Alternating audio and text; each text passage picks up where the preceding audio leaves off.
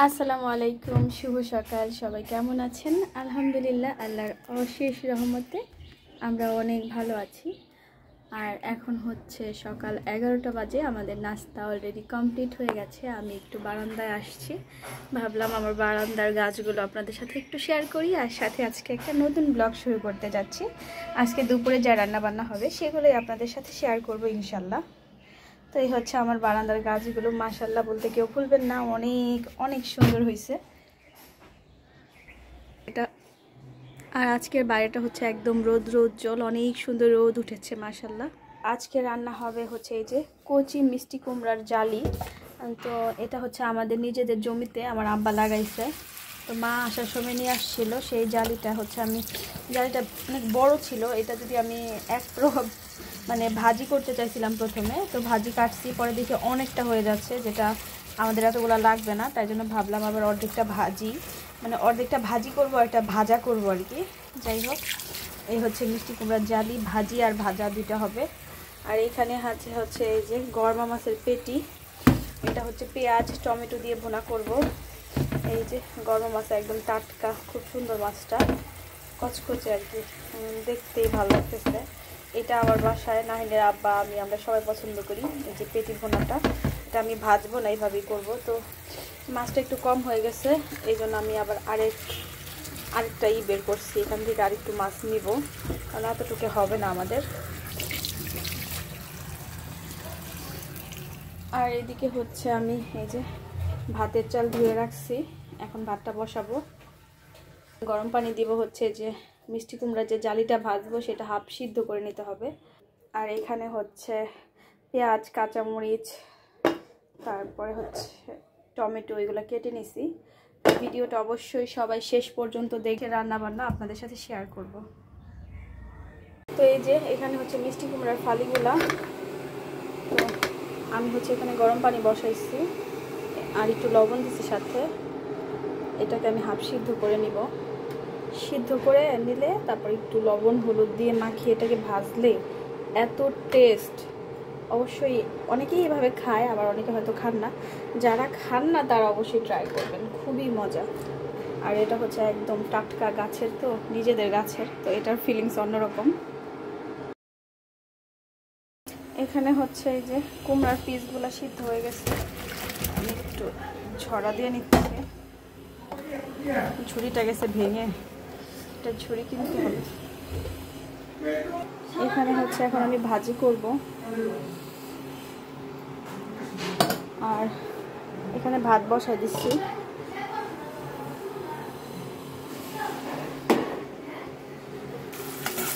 এখানে হচ্ছে আমি মিষ্টি কুমড়া ভাজিটা করব। এই যে পেঁয়াজ কাঁচামরিচ এগুলো হচ্ছে কেটে রাখছি আমি।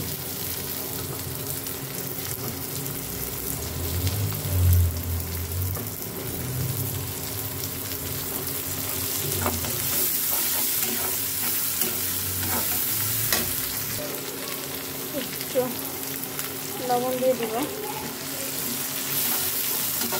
মিষ্টি কুমড়ার জালি ভাজা ভালো লাগে, ভাজি ভালো লাগে। আপনি যদি আবার চিংড়ি মাছ বা ইলিশ মাছ দিয়ে রান্না করেন তাহলেও কিন্তু ভালো লাগে। এই যে আমি কেটে রাখছি, এত কচকচা বড় বড় করে কাটছি। যে এখন হচ্ছে মাছটা ধুয়ে পরিষ্কার করে নিব। একটু লবণ মেখে রাখছিলাম মাছে।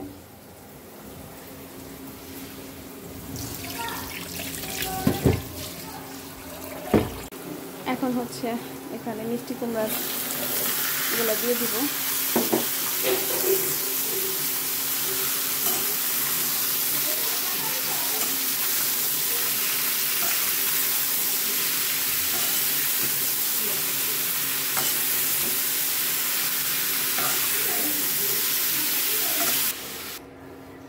আর এখন হচ্ছে এই যে এটাকে একটু হলুদ মরিচ দিয়ে মাখিয়ে নেব।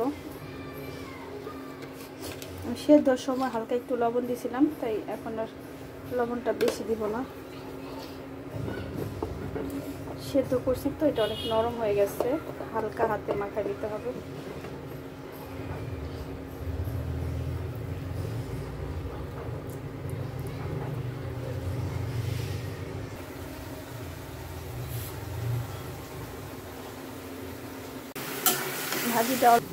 ভাজি রান্না হয়ে গেছে, এখন হচ্ছে বেড়ে ফেলবো।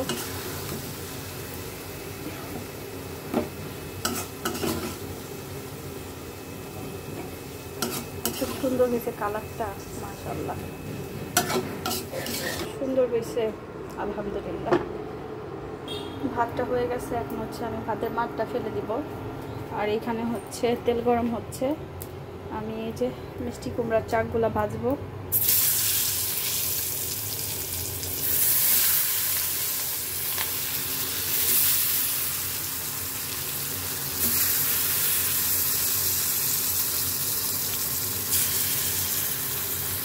আমি হচ্ছে বেশিরভাগ সময় কুকারে ভাত রান্না করি, রাইস কুকারে।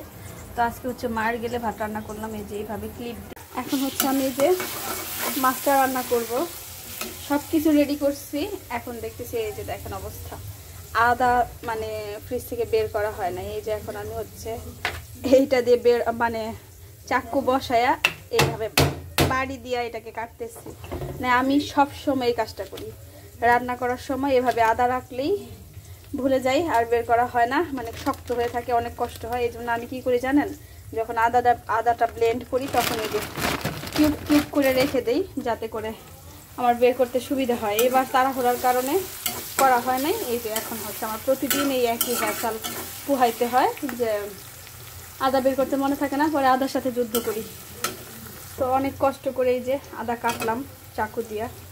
এখন হচ্ছে দিয়ে দিলাম মশলার মধ্যে। হচ্ছে আমি আদাটা ভাজা ভাজা করে নিচ্ছি। মশলার মধ্যে একটু টমেটো দিয়ে দিব, আর বাকিটা দিব নামানোর আগে। এটা হচ্ছে গলে যাবে আর তরকারির রঙটা সুন্দর হবে।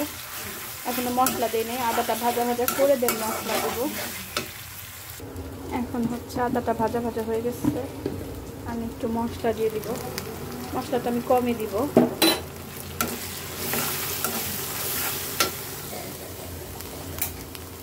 এখানে হচ্ছে মিষ্টি কুমড়ার চাকগুলা ভেজে রাখছি, কাঁচা মিষ্টি কুমড়া জালি যেটা। এখন একটু পানি দিয়ে দিব, মশলা দিচ্ছি।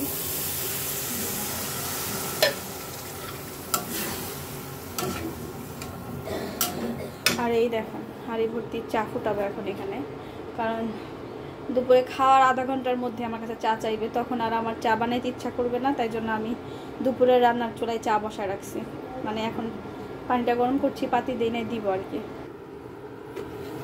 আমার ফ্যামিলিতে আমরা সবাই হচ্ছে বিখ্যাত চা খোর, চা ছাড়া আমাদের 1 মিনিটও চলে না, এই অবস্থা। তো এখন এটা জাল করতে অনেক সময় লাগবে, কারণ দুধ চা তো, দুধ চাতে পাতি আর জাল যদি বেশি না হয় তাহলে খাইতে ভালো লাগবে না। তো অনেকে ভাবে যে আগে চা বানিয়ে রাখলে এটা খাওয়ার জন্য ক্ষতি করে, এটা আগে না বাবা, এখন হচ্ছে দুপুর একটু পরেই মানে রান্না শেষ হলেই খাওয়া দাওয়া করতে বসবে, তার আধা ঘন্টা পরেই চা চাইবে। তো ততক্ষণে বানাইতে ভীষণ বিরক্ত লাগে, তাই জন্য এই ঘন্টাখানেক আগে বানায় রাখতেছে, এই আর কিছু না। মশলাটা কষানো হয়ে গেছে, এখন হচ্ছে আমি মাছগুলো দিয়ে দিব।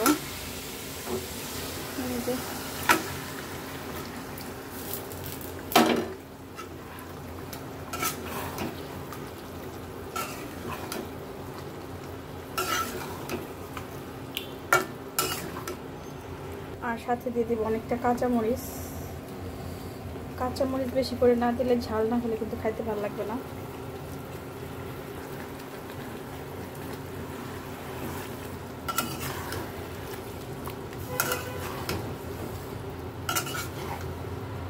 এখন আমি দিয়ে দেবো এই যে বড় বড় করে কেটে রাখা পেঁয়াজগুলা।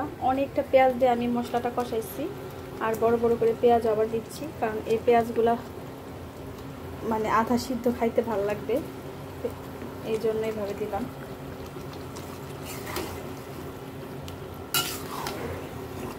আগে দিলে একদম গলে যাইতো, মানে ওইটাও মশলার সাথে মিশে যাইতো, তখন ভালো লাগতো না। আর এই টমেটোটা আমি নামানোর আগে দিয়ে দিব।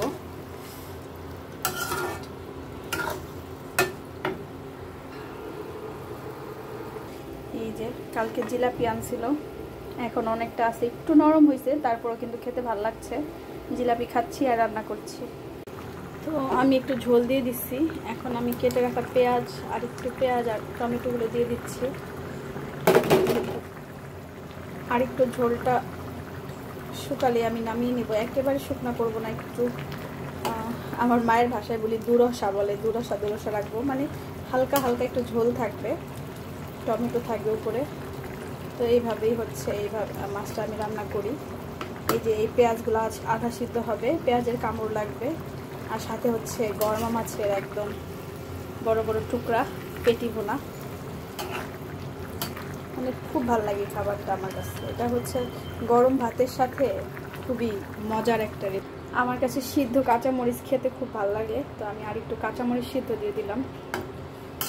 এখন এটা খুবই অল্প আছে হচ্ছে, টমেটোটা সিদ্ধ হবে, ঝোলটা আর একটু শুকাবে, দেন আমি হচ্ছে ধনেপাতা দিয়ে নামিয়ে নিব। এখানে আরেকটা জিনিস শেয়ার করি, দেখেন অনেক ধনেপাতা।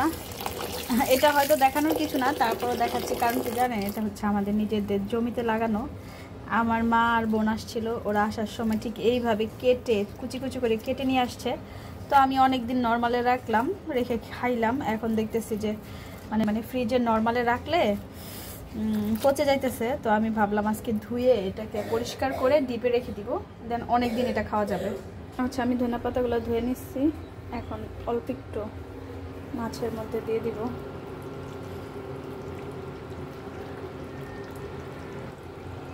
আমার ভিডিও যদি আপনাদের ভালো লাগে, লাইক, কমেন্ট, শেয়ার এবং সাবস্ক্রাইব করে আমার চ্যানেলের পাশে থাকবেন। সবাই অনেক অনেক ভালো থাকবেন। ভিডিওটা আর তেমন বড় করছি না, আজকের মতো এখানে বিদায় চেয়ে নিচ্ছি। আল্লাহ হাফেজ সবাইকে।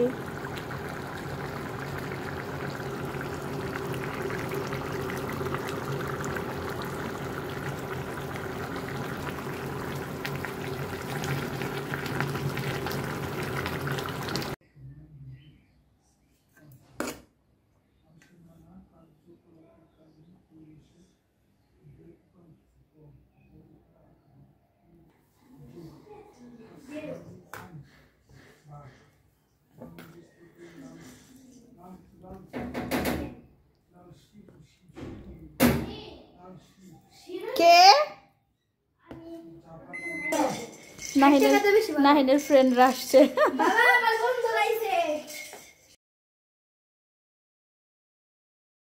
নাহিন খাবে হচ্ছে পোলাও, নাহিনের জন্য যে পোলাও আর মাংস গরম করছি। এদিকে দেন, প্লেট দেন,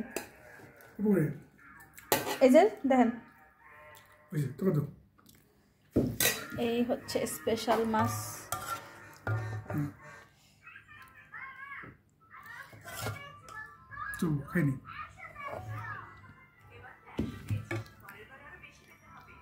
ময়লার ঈদে নেই